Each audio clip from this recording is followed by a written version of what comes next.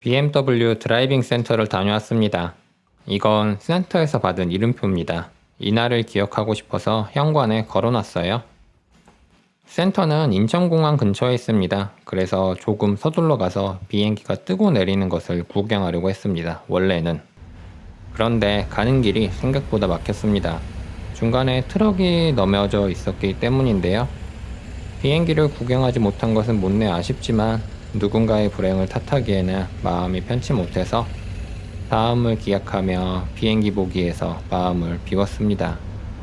비록 비행기를 보진 못했지만 나는 공항 가는 길을 정말 좋아합니다. 우리나라에서는 보기 힘든 넓게 쭉 뻗은 길을 열차와 같이 달릴 수 있는 것도 좋고요. 또 엄청나게 긴 다리, 심지어 현수교이고 또 복층인 이 다리를 건너는 것도 좋습니다. 또 그렇게 가다 보면 결국 비행기가 날아다니는 공항에 도착할 수 있으니 이것보다 좋은 길이 있을 수가 없습니다. BMW 드라이빙 센터는 서울에서 가면 공항 전에 있습니다. 도착해서 교육 프로그램에 대한 안내를 받고 사고가 났을 경우 면책금 100만 원에 대한 동의를 한 뒤 현관에 걸어놓은 이름표를 받았어요. 내가 받은 교육은 스타터팩인데 간단한 이론 교육과 실습으로 이루어져 있습니다. 가속과 제동 그리고 조향에 대한 교육을 받을 수 있고 트랙을 잠시 체험해 볼 수 있습니다. 나는 도로에서 무리하게 운전하지 않는 성격이라 조향이 안 되는 상황에 대한 체험은 상당히 기억에 남습니다.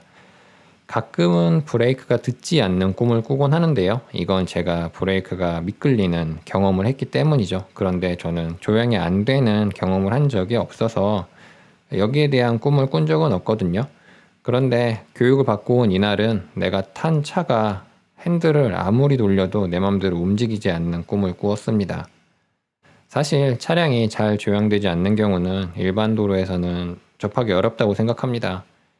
그래서 이 프로그램 덕으로 긴급 상황에서 목숨을 부지할 가능성이 조금은 높아졌지 않았을까 이런 막연한 기대도 해요. 트랙을 도는 일은 생각보다 집중력을 요구하는 일이었습니다. 앞서 있는 강사의 차량을 설명을 들으며 쫓아가기만 하는데도 시간이 지나니 오랜 시험을 보고 있는 느낌이었습니다. 그래도 내 의지대로 내가 살면서 가장 높은 속도를 내본 기억은 한참이나 남아있을 겁니다.